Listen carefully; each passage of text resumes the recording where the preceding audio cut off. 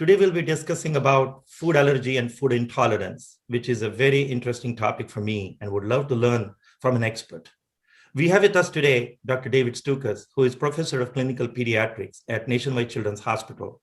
He runs his food allergy treatment clinic there, and he also established a chronic asthma complex care clinic since 2011. He is board certified in allergy immunology and pediatrics. He did his medical training at University of Pittsburgh, did his residency at Nationwide Children's Hospital, and did a fellowship in immunology at Cleveland Clinic. He has devoted his life and career to communicating evidence-based medicine and best clinical practices to colleagues, professionals, medical professionals of all kinds, parents, patients, and to the public. He is very active on his social media account on Twitter and Instagram, and he believes in combating misinformation through public media, and he has literally authored a textbook on social media. Welcome to the program, Dr. Dave, as he's affectionately called by his patients. Thank you for joining us in spite of your busy schedule. Oh, it's my pleasure. Thank you so much for inviting me. Thank you. So the question in our mind is, what is the difference between food intolerance and food allergy, and why is it important that we should know about this? I think this is a great topic. It's near and dear to my heart, and I have these conversations with families every single day in the clinical setting. And definitions are really important because we need to clarify allergy versus intolerance versus who knows what else may be going on, as the diagnosis absolutely impacts prognosis as well as risk if you actually eat the food. When it comes to a food allergy, somebody's body, if they have food allergy, will form an allergy antibody called immunoglobulin E, or IgE. Therefore, every single time they eat that food, regardless of the form, within a few minutes, rarely longer than a couple of hours later, their IgE antibody will recognize that food protein is foreign. It will unlock the allergy cells in the body, and they will have a reaction.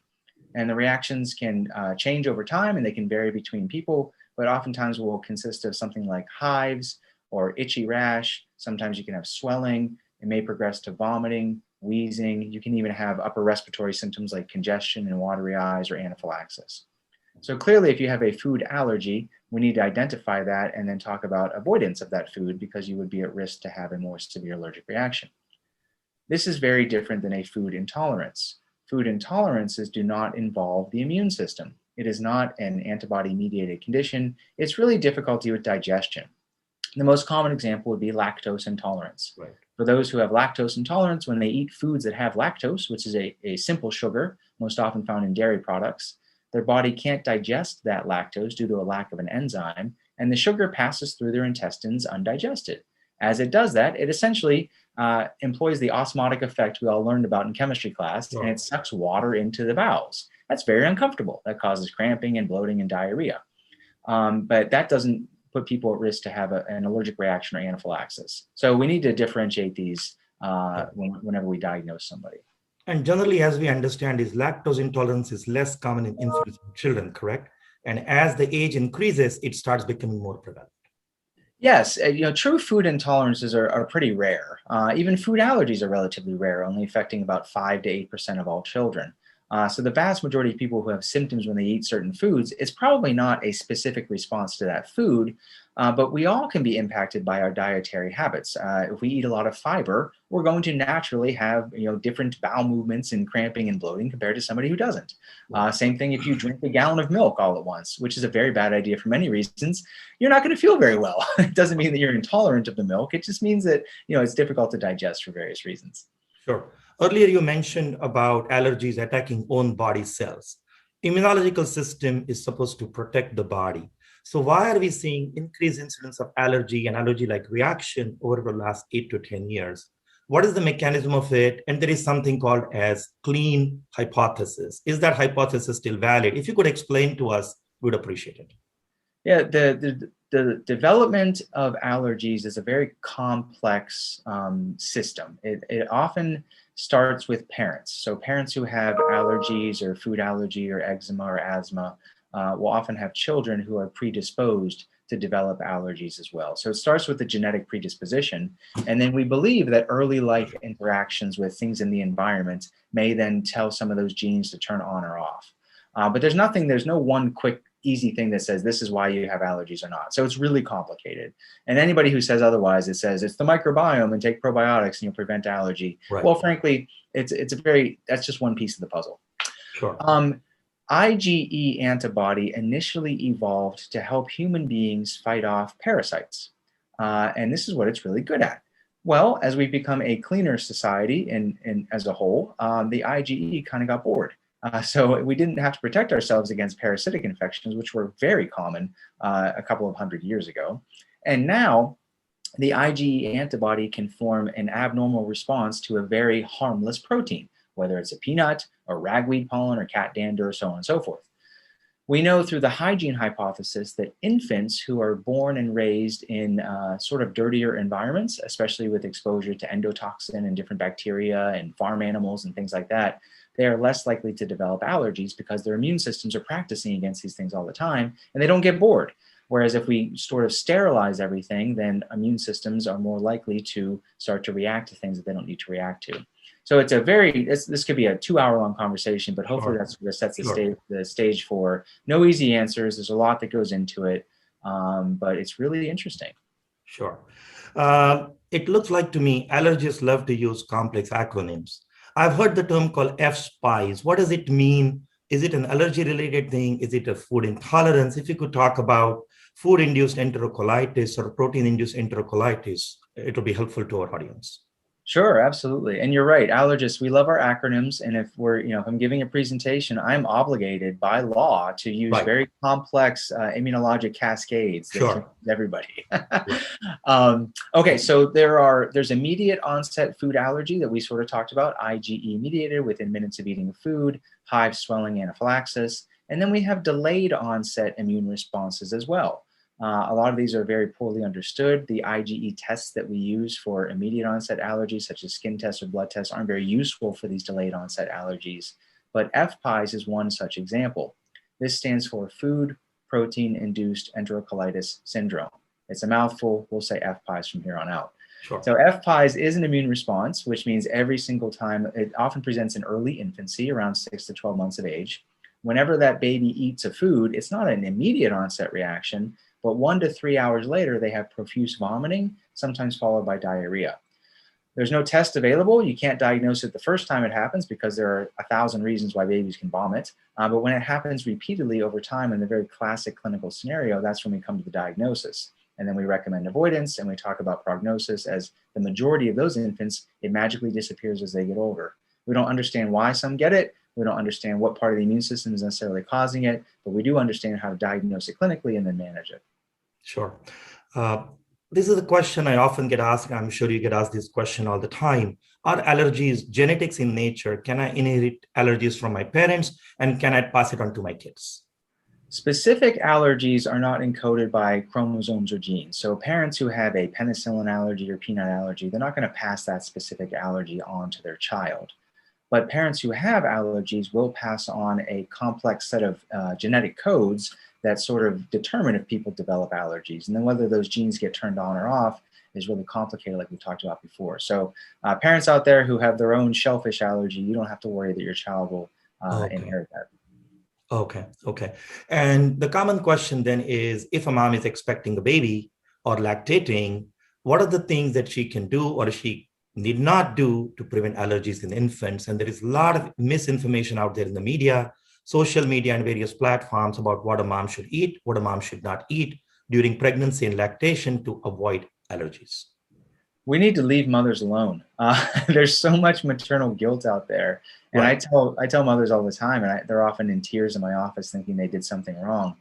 Even if they wanted to, not that they would, they couldn't cause their child to develop food allergy. They don't have that much power. It has nothing to do with what they're eating when they're pregnant or breastfeeding. It's not protective and it's not causative either.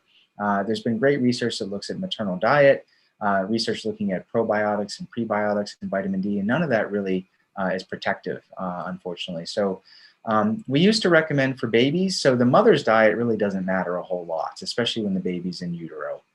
And when they're breastfeeding, whatever mom eats is often broken down, so it doesn't even resemble what a food protein looks like when she first eats it. It gets broken down by digestive enzymes and gets absorbed into her her breast milk, and it's just chopped up into little tiny pieces. So the baby isn't really getting that food allergen necessarily. But we do recommend that for infants, once they start eating solid foods around 4 to 6 months of age, start with the normal rice cereal or oatmeal or purees. And we actively recommend introducing allergenic foods into their diet around that time and keeping it in their diet. That's our best path towards preventing food allergy. It's nothing to do with the mother. Take them off the hook. There's enough guilt, I promise you. But with the baby, let them eat. We used to say avoid, avoid, avoid. Turns out that was the wrong information. Now we have excellent evidence that shows it's very safe to introduce these, and it's very effective for the majority of children. But unfortunately, nothing we do is 100% effective. So we still will have some food allergies, but hopefully we can prevent a lot of others. Right. And I think this is very important for mothers to know out there who are doing a great job of lactation and breastfeeding their children, which is very, very important for at least 4 to 6 months of initial baby's life to continue with breastfeeding and generally make sure that there is no guilt on their part in helping with breastfeeding, which is great. Could you talk to us about peanut butter introduction? This has been a topic of discussion for the last 5 years since the guidelines came out, and there has been a total seismic shift from holding peanuts till about 15 months of age, peanut butter specifically, not peanuts, and then introducing them as early as 6 to 9 months of age. Could you comment on that a little bit? And what's the best safe way to introduce peanut butter in a child's diet at about 6 months of age? Or yeah, this is a great, one of the most landmark studies in our field was the LEAP trial, which was published almost 6 years ago, I believe.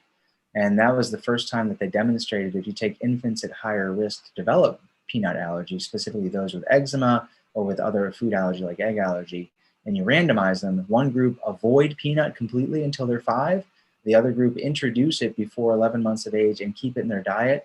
The group that ate it had like a 86% reduction in peanut allergy at 5 years of age compared to those who avoided it. It was just, I'll never forget the meeting where they presented their data. It was, all the major media headlines were there, and it was really remarkable. So based on that, and now subsequent studies, we know that early introduction is the way to go. It's very safe to do. We do want to make sure we don't present any choking hazard to babies. So no whole or partial nuts until they're about 4 or 5 years of age. But there's a variety of peanut products that people can use, including peanut flour or peanut powder. You can take some peanut butter and thin it with water. And then as infants get a little bit older, they can eat it more straight. But there's great guidelines and easy information that people can access on how to do that. If you look at the NIAID website for early peanut introduction, they have wonderful handouts. And I was honored to be part of that panel that wrote the guidelines and came up with that. Great. It's great to hear an expert like you talking about peanut butter allergy. Common question: if a mom or a dad has peanut butter allergy, or a sibling has peanut allergy, is it still safe to introduce peanut butter to that baby at about 6 months of age, or should we do different strategy? Yeah, we don't recommend doing any type of pre-screening testing because our food allergy tests have a lot of false positives. In the United States, it is advised to consider a peanut allergy test for those babies if they have severe eczema, truly severe eczema, which is quite rare, or if they already have egg allergy. But very few of those infants, qualify for that. So we can just feed away. And yes, it's safe to do. You can, if you have food allergy, you can be around it casually. It can be in the home. We just take precautions to make sure it's not accidentally ingested. And then soap and water can remove it from surfaces and silverware, dishwashers as well. So we have those conversations with families all the time about, we recognize other people in the home may have this allergy, but we can prevent this baby from developing those allergies if we take these steps. So we walk them through some simple precautions to take, and they can do great like that. Sure, great. What is allergy to red dyes? We often hear that a medicine cannot be prescribed to a child because of red dye. So what is this about red dye which makes it more attractive? And we have heard about allergy to red dyes for the longest period of time. Yeah, so it's all made up. Okay. There are no allergies to artificial dyes. They're literally too small to cross-link the IgE antibody. But the roots of this go back 50 years. And in the 1970s, there was a lot of concern in the United States, especially of all the chemicals that we were exposed to in our environment. That's when there was first recognition that pesticides could be harmful and things like that. So there was a hyper-acute awareness of what types of chemicals are being used. And there was a physician, Dr. Feingold in California at the time, who hypothesized that artificial colorings and preservatives were harming children. specifically causing quote unquote hyperkinesis, which we call ADHD these days. And through a series of very poor methodological experiments, Dr. Feingold thought that he discovered the root cause of some of these issues. Long story short, those studies have not been replicated. People have tried and you can't find the same findings, and there really is nothing to the hypothesis that these artificial food colorants are causing allergic reactions or any major problems. But no, there's a lot that goes into it, and it really is rooted almost 50 years ago. Sure, thank you. So it's relatively safe to prescribe amoxicillin, which is pink, or azithromycin, which is pink color, to some of these patients who have been labeled as allergic to red dyes, probably. Oh, every case is different. Yeah, zero concern at all. And then now that's going to lead to an interesting conversation with that family, because they firmly believe that the child is allergic because they've been told that mistakenly or for whatever reason. But from a medical standpoint, there's no concerns at all. Sure. Thank you. This is summertime and it's beautiful weather here in Chicago. And we get a lot of kids with mosquito bites and bug bites, and their arms swell, their legs swell. So this is most likely a common mosquito bite, an insect bite with an allergy. And what do we do for them? And obviously, given the fact that these bites rarely get infected, I was wondering, how do you manage if somebody has a quarter-size swelling on their arm or a leg or an eye after a mosquito bite or a bug bite? It's important to recognize that allergic reactions to mosquitoes and insects are quite rare. We do see venom allergy from wasps and yellow jackets and hornets and honeybees and things like that, but that is pretty evident because it would be more like anaphylaxis after being stung. But these localized swelling and redness and itching is quite common. Part of it's a natural response. Mosquitoes have chemicals in their saliva that they inject into us, which helps thin our blood so they can drink our blood, basically, is what they're trying to do. And that can just be irritating for some people. There's a condition called papular urticaria, which is exaggerated swelling and redness after being bitten by insects. And it can be quite bothersome. The treatment is recognizing that it's not an allergic reaction. It's not cellulitis. This isn't an infection. You get redness and warmth and swelling just from the irritation of the skin. And then treatment would be trying to prevent these from happening, which is really hard to do. But if you have mosquitoes in your home, or around your home, we try to get rid of sources of standing water, and sometimes you have to spray neighborhoods or wearing long sleeves when outside, which can be hard to do when it's hot. But whenever these bites do occur, using a topical steroid can be very helpful. And I usually recommend doing it 2 to 3 times a day. A little higher potency, so the over-the-counter hydrocortisone often doesn't cut it, but something like triamcinolone would be very helpful. And then treating any itching with either topical anti-itch creams, or you can try like an oral antihistamine as well. Sure. My favorite question: blood test for allergies versus skin test. How are they different? Are they same? What are the sensitivities and specificities, and which conditions you would use a blood test versus a respiratory panel versus a skin test? Yeah, this is a great question. I'm glad you brought it up. These IgE tests are designed to detect specific IgE towards allergens. They are not screening tests. They both have high rates of false positive results, and use of these large panels, there is no clinical indication to do that. It leads to overdiagnosis, misdiagnosis, and oftentimes unnecessary food avoidance. So we have to use these IgE tests thoughtfully. The history is always the best test. If you're worried about food allergy, then you need to have symptoms every time you eat a food. If you've never eaten the food, we don't know if you are allergic, and the test can only indicate likelihood of allergy. Or if you're eating a food without issues, you're simply not allergic. Same thing with environmental allergies. If you don't have nasal symptoms of itching, sneezing, stuffy nose, runny nose, I don't care what the tests show, because I'm not going to treat you for that, for symptoms you don't have. When it comes to a skin test, we do these in the office on a regular basis. We place a drop of liquid allergen on the back, and we can test for foods and inhalant allergens, and we use positive and negative controls to compare to. We gently introduce by a little scratch on the skin to the skin cells. It doesn't cause any internal reactions or systemic reactions, and we wait 15 minutes. If that person has IgE antibody bound to the mast cells in the skin, then those mast cells will open up and release histamine, and histamine causes a hive. The size of the hive indicates the likelihood that allergy may be present.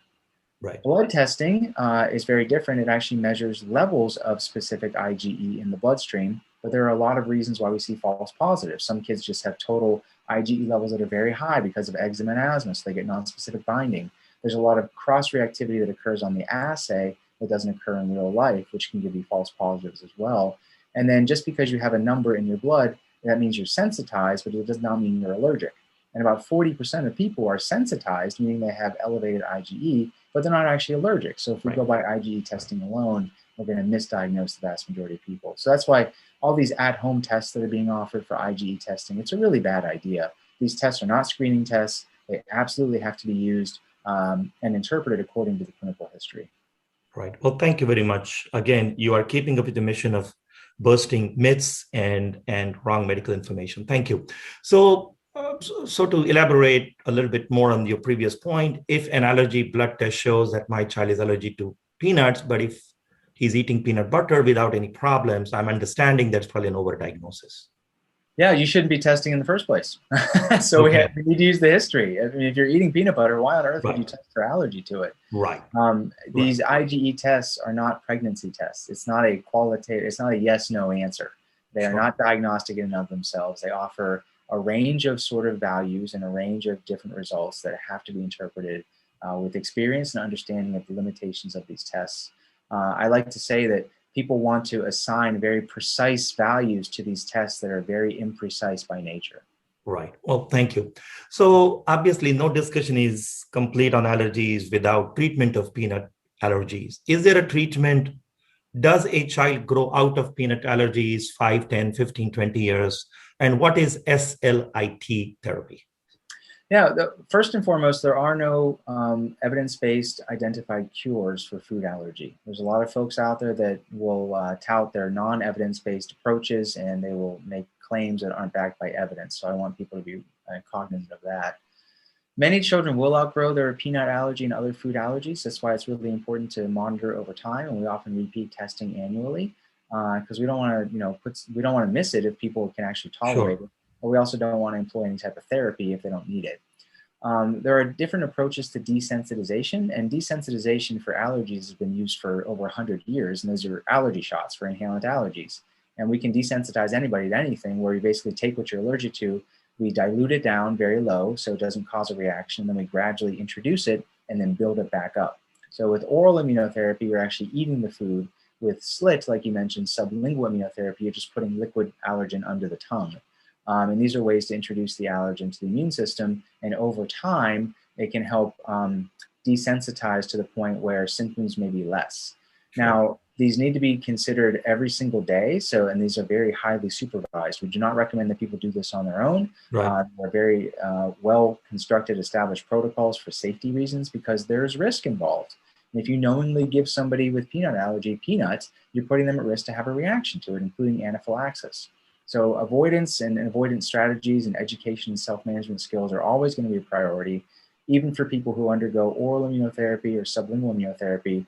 They're not cured of their peanut allergy. Very few can freely eat as much as they want. They still need to have their epinephrine available, but it can be a treatment option to consider for those who are exquisitely sensitive, where they may have a severe reaction from eating very small amounts of peanut, or for those who truly have a poor quality of life due to anxiety and concerns about exposure in the environment.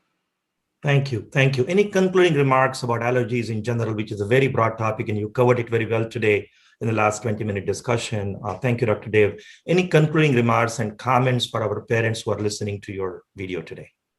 Well, first, I thank you very much for inviting me. This has been a fun conversation. We could talk about this for hours, I'm sure. But I would just say to everybody, evidence changes over time. Our understanding of the immune system and allergies absolutely evolves. The conversation I have with families in the office now, I simply wasn't having 3 years ago. Right. So, preconceived notions often, feed into our cognitive biases, and people perpetuate the same misconceptions over time. So we have to be open to looking at and understanding new evidence. And I would say to families out there, especially, if you were told something 5, 10 years ago, it's probably incorrect at this time. So it's worth reevaluating. Right. I know in your book, you talk about biases, and there's a whole chapter on various biases and how we are led to believe misinformation, which probably is no longer true anymore. So thank you again. And I wish you the best. And thank you for your time and giving a very important advice to our parents today. Thanks a lot, Dr. Dave. My pleasure. Thank you.